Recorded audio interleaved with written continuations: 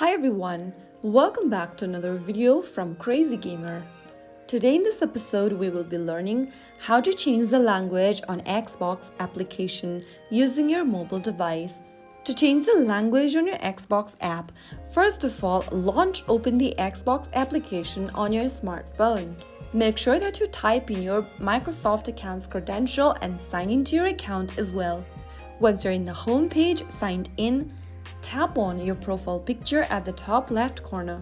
Now, once you're inside this page, click on the gear button at the top right. This will open up settings. From the settings menu, scroll down and tap on language and location. Now tap on the drop down right under language.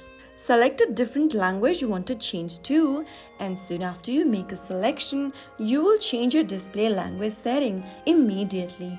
So there you have it. That's how you easily change your language on your Xbox application. If you found the video helpful, don't forget to like, share and subscribe to the channel. I will be back again in the next video.